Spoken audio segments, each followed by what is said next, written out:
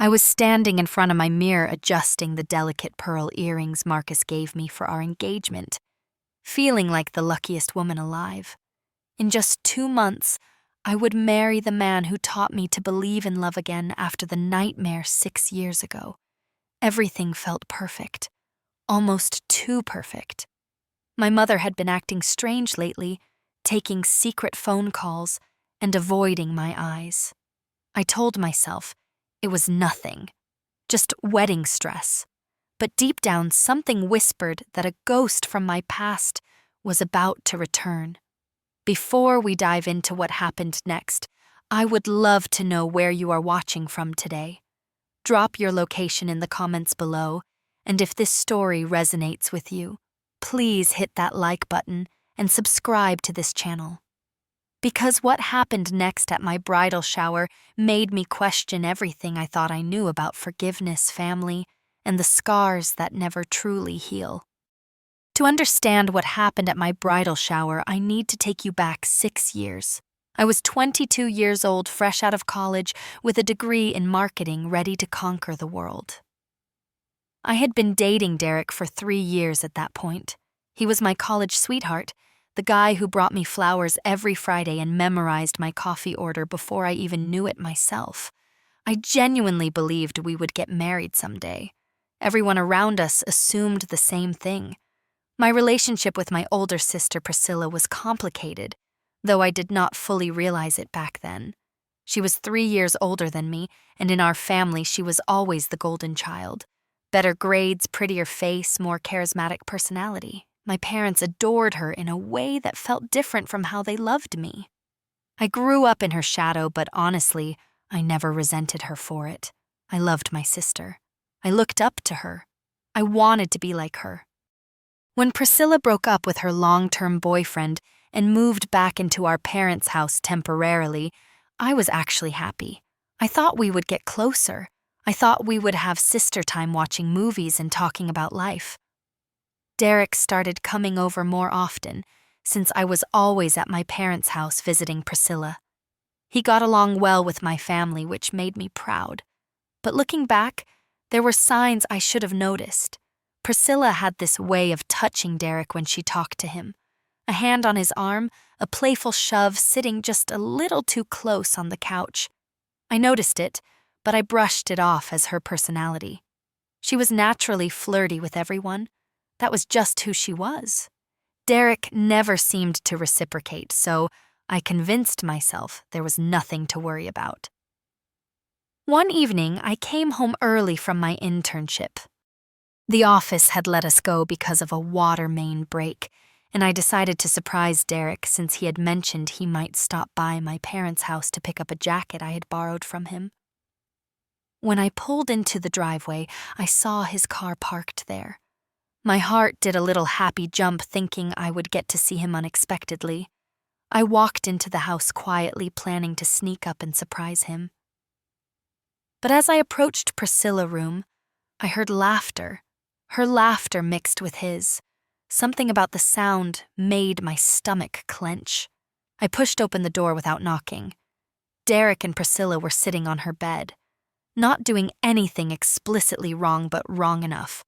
She was leaning into him, her hand resting on his thigh, her face inches from his. They both looked up when I entered, and for a split second, I saw panic flash across Derek's face before he composed himself. He jumped up immediately. "Babe, it is not what it looks like. We were just talking." Priscilla was telling me about her job interview, and I was giving her advice. Priscilla did not move. She just smiled at me with this calm, almost amused expression. "Elena, you are so sensitive. We are family. Relax." I wanted to believe them. I desperately wanted to believe that what I saw was innocent.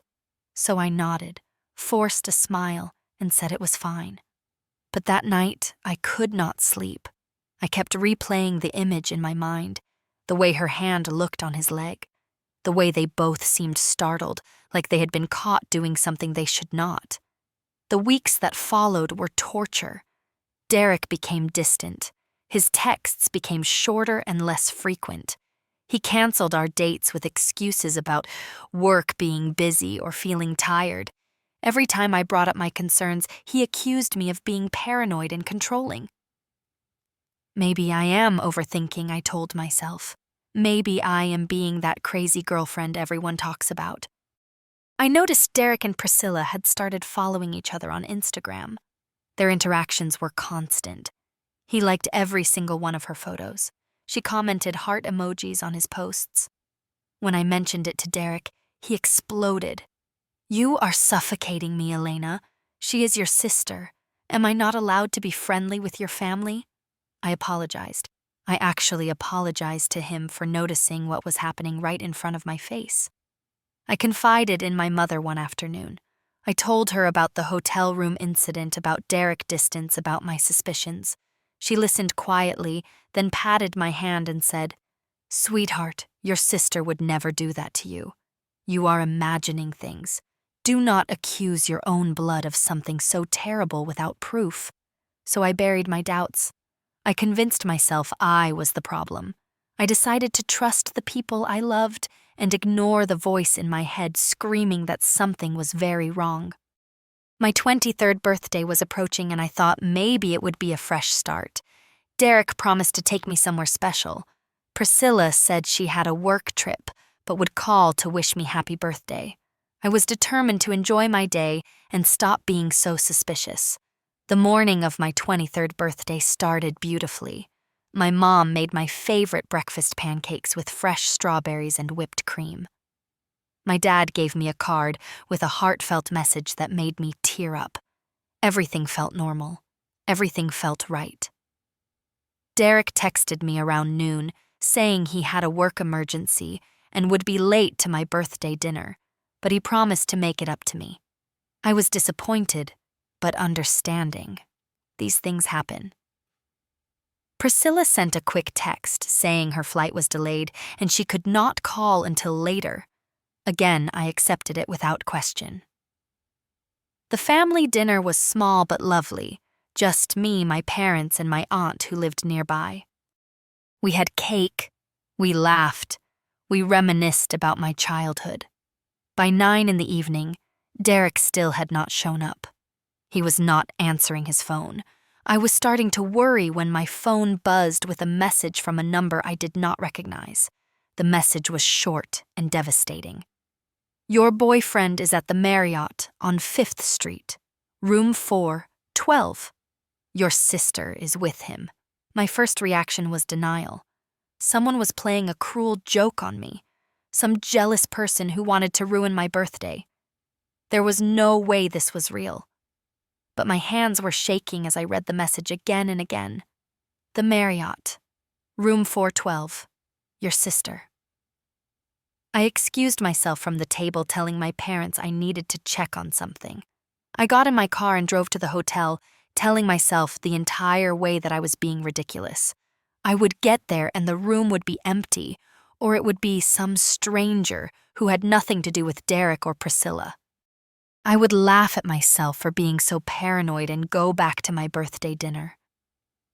The drive took 15 minutes. 15 minutes of my heart pounding so hard I could hear it in my ears. 15 minutes of bargaining with God, with the universe, with anyone who would listen. Please let this be a mistake. Please let me be wrong. I walked into the hotel lobby and approached the front desk. My voice was surprisingly steady when I asked them to call room 412. The receptionist dialed, and after a few rings, someone answered.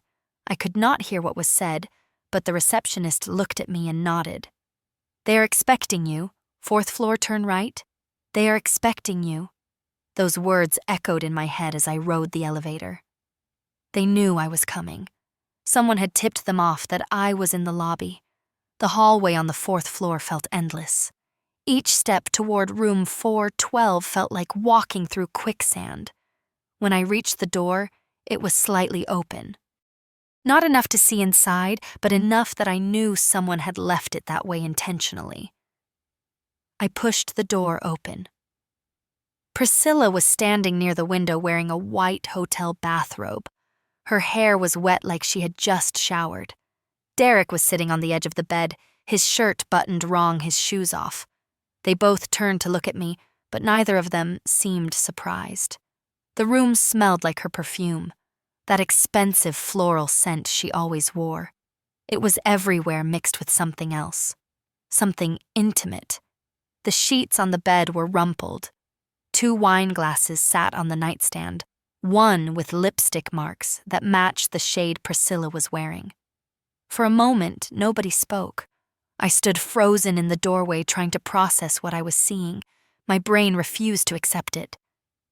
This could not be happening. Not Derek, not my sister. Priscilla broke the silence first. She did not apologize. She did not try to explain. Instead, she smiled. A cold, satisfied smile that I had never seen on her face before. "Well," she said, her voice dripping with something that sounded almost like relief. "Finally, you know." I could not speak. My throat was closed. My lungs had forgotten how to breathe. Derek stood up, his hands raised like he was trying to calm a wild animal. "Elena, listen to me. This is not... it just happened. I could not control it. You have to understand." Priscilla laughed, a short, dismissive laugh that cut through Derek. Pathetic excuses. "Stop lying to her, Derek. We have been together for 4 months. She deserves to know the truth." 4 months. They had been sneaking around for 4 months. 1/3 of a year. 120 days of lies, of secret meetings, of looking me in the face and pretending everything was normal. I finally found my voice. It came out as barely a whisper. Why Priscilla walked toward me, her bathrobe swishing against her legs. "You want to know why?" "Because everything always comes so easy to you. Elena, the loving boyfriend, the perfect grades, Mom and Dad always worrying about poor little Elena and her feelings. I was tired of watching you have everything handed to you." I stared at her, trying to understand. This was not the sister I knew. This was a stranger wearing my sister face. I had one thing to say before I left. I looked her directly in the eyes and said, "You are disgusting." Something snapped in Priscilla. Her calm facade shattered, and suddenly she was lunging at me, her hands reaching for my hair. Before I could react, she grabbed a fistful and yanked hard, pulling me down. I stumbled forward, and then I was on the floor and she was on top of me, her fists connecting with my face. The first punch split my lip. I tasted blood immediately. She was screaming at me words I could barely process. Something about me always being the victim. Something about me ruining her life by existing. Her nails raked across my neck and I felt skin tear. Derek just stood there. For what felt like an eternity, he did nothing. He watched my sister beat me on a hotel room floor and he did not move. When he finally pulled her off me, it was too late. The damage was done. I pushed myself up from the floor. Blood was dripping from my lip and my neck. My head was pounding from where she had pulled my hair. I looked at them both, these 2 people I had trusted completely, and I felt something inside me die. I did not say another word. I turned and walked out of that room, down the hallway, into the elevator, through the lobby, and out to my car. I drove home in complete silence, my blood staining the steering wheel. That was my 23rd birthday. The night I lost my boyfriend, my sister, and a piece of myself that I would never get back. When I got home that night, I went straight to my parents. I showed them my split lip, the scratches on my neck, the clump of hair Priscilla had ripped from my scalp. I told them everything, every detail of what I had witnessed, what Derek had confessed, what Priscilla had done to me. My mother cried. She held me and cried, and kept saying, "I am so sorry, baby. I am so sorry." I thought maybe finally someone would be on my side. Someone would see what had been done to me and respond appropriately. But the next morning, everything changed. My mother came to my room with a cup of tea and a careful expression. "Sweetheart," she said, sitting on the edge of my bed, "I have been thinking. What Priscilla did was wrong. But she is your sister. She was not in her right mind. She has been struggling, and sometimes people do terrible things when they are hurting." I stared at her in disbelief. "She attacked me.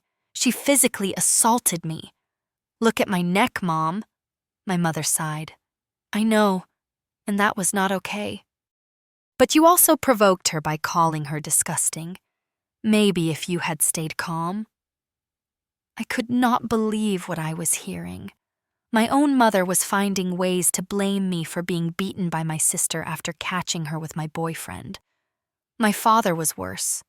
He sat me down that afternoon and delivered what he clearly thought was sage wisdom. "Elena, relationships are complicated. The heart wants what it wants. Maybe Derek was not meant to be yours. Maybe this is a blessing in disguise." Neither of them mentioned the assault. Neither of them suggested Priscilla face any consequences. Neither of them seemed to understand that my sister had not just stolen my boyfriend. She had attacked me with her fists and nails while he watched. I gave them an ultimatum. Either they acknowledge what Priscilla did and hold her accountable, or I would have to distance myself from the family. I needed them to choose. I needed them to show me that I mattered. They chose Priscilla, not explicitly. They never said the words, but their response told me everything. They talked about forgiveness and family bonds, and how sisters should not let a man come between them. They arranged a family dinner where I was supposed to sit across from Priscilla and pretend everything was fine.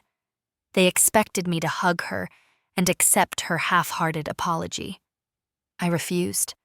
I packed my bags and moved out within a week. I found a small apartment on the other side of town, took a job at a marketing firm, and started building a new life. I kept minimal contact with my parents. A phone call on holidays, a brief visit on birthdays. But I made it clear that Priscilla was not part of my life anymore. If she was somewhere, I would not be there.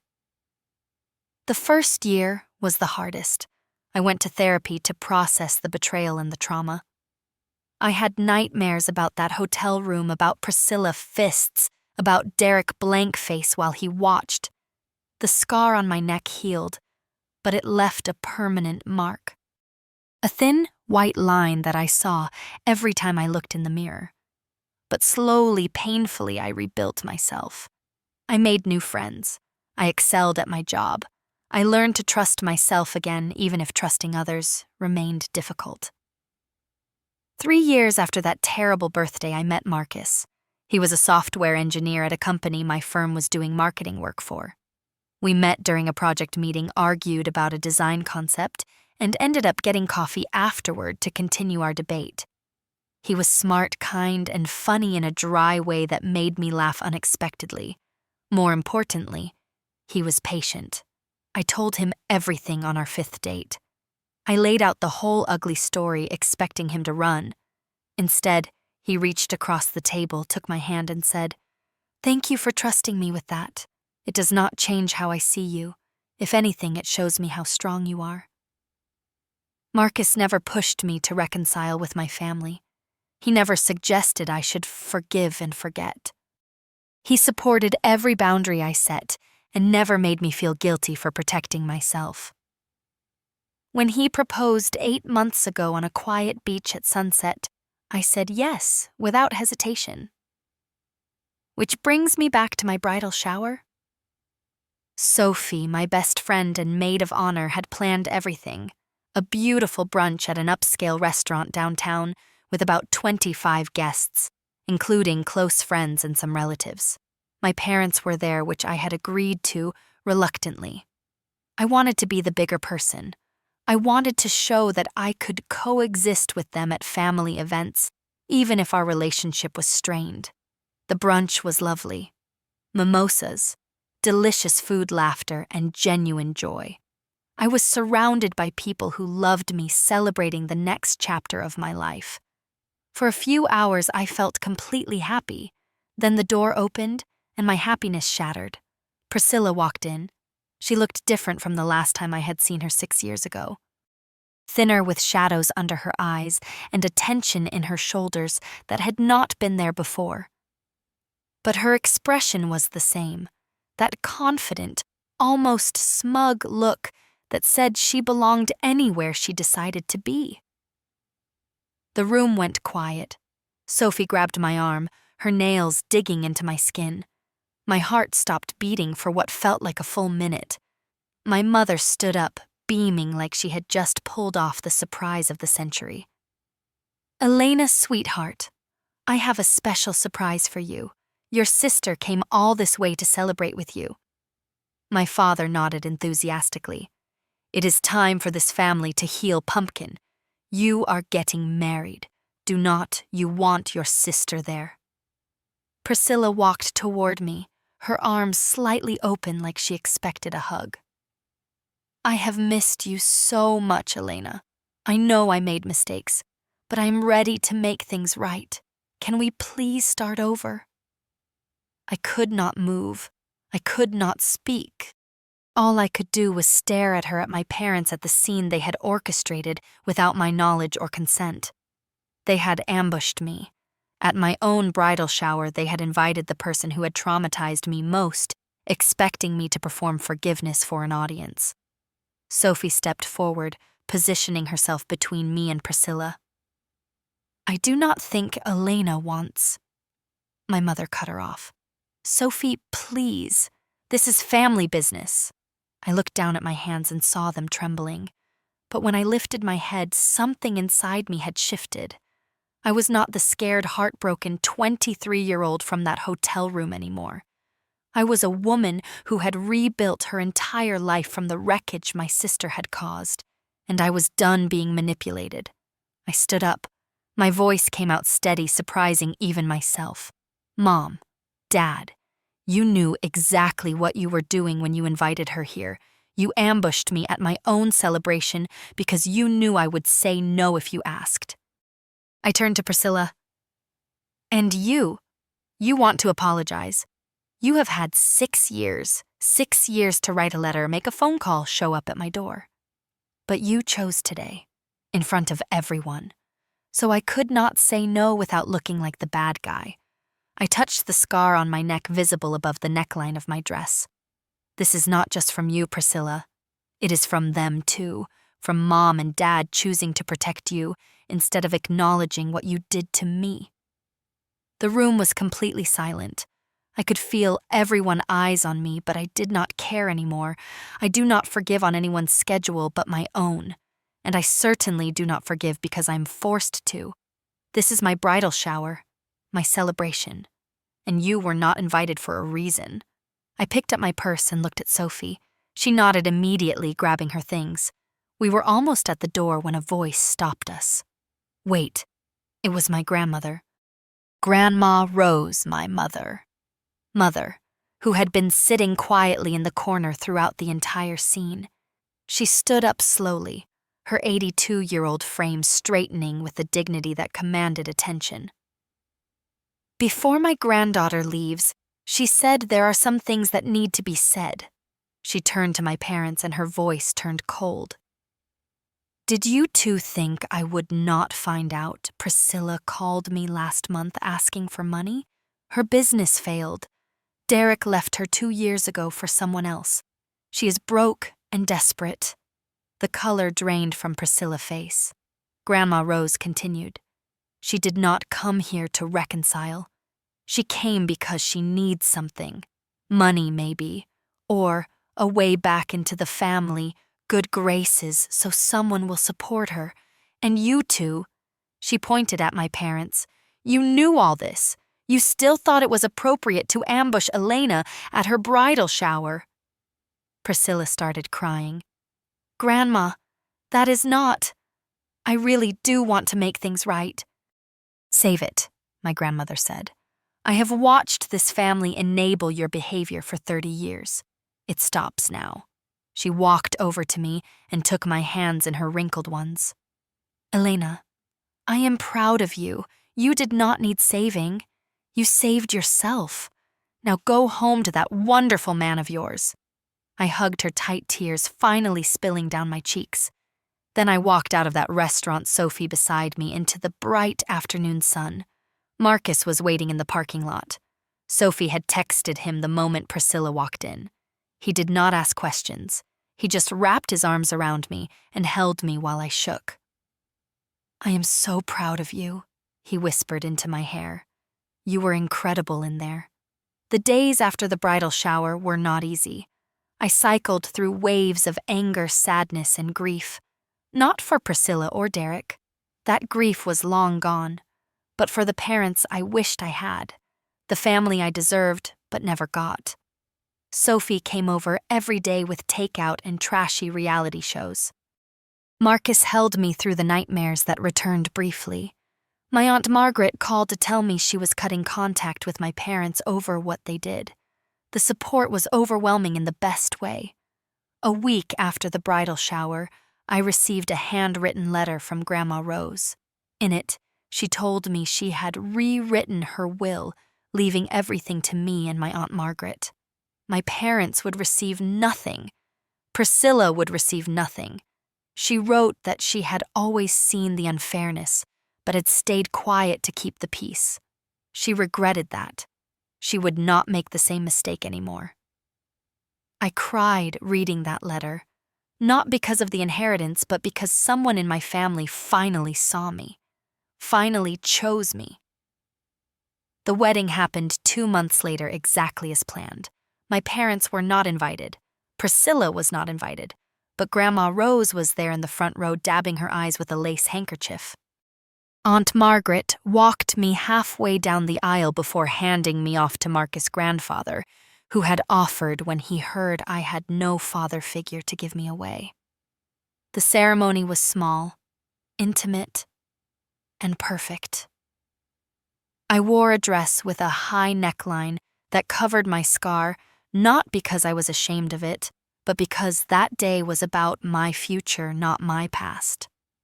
When Marcus and I exchanged vows, I looked into his eyes and saw everything I had ever wanted. Safety, respect, a love that did not require me to shrink myself or accept mistreatment.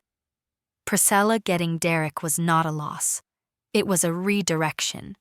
If she had not betrayed me, I might have married the wrong person.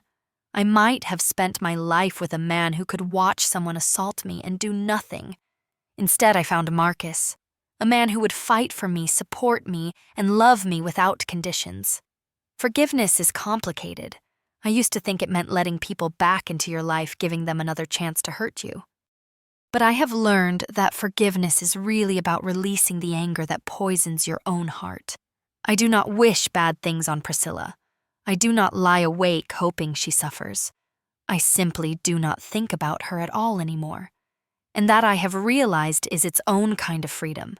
Setting boundaries is not selfish. It is necessary. For years, I was made to feel guilty for protecting myself. My parents called me cold, unforgiving, dramatic. But boundaries are not walls built from bitterness. They are fences that mark where you end and someone else's toxic behavior begins. My life now is beautiful. Not perfect because nothing ever is, but filled with people who love me correctly. Marcus, Sophie, Grandma Rose, Aunt Margaret, and the chosen family we have built together.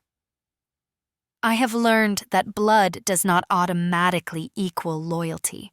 Sometimes the people who share your DNA are the ones who hurt you most, and sometimes strangers become the family you always needed. If you are watching this, and you are in a situation where someone tells you that family means accepting abuse, I want you to know something. You are allowed to leave. You are allowed to protect yourself. You are allowed to build a new life without the people who hurt you, even if they are related to you. That is not cruelty. That is survival. Sometimes the hardest thing is not forgiving the people who hurt you. It is accepting that the people who were supposed to protect you never will, and then choosing to protect yourself anyway. That is not bitterness. That is freedom. I would love to hear your thoughts on this story. Have you ever had to cut off a family member to protect yourself? Do you believe forgiveness requires reconciliation, or can you forgive someone and still keep them out of your life? Please share your experiences and opinions in the comments below. If this story touched you in any way, please give it a like. It helps more than you know. And if you are new here, consider subscribing so you do not miss future stories. Do not forget to share this video with someone who might need to hear it today. Thank you so much for watching and for being part of this community. I hope wherever you are surrounded by people who love you the right way. Take care of yourself, protect your peace, and remember that you deserve a life filled with genuine love and respect.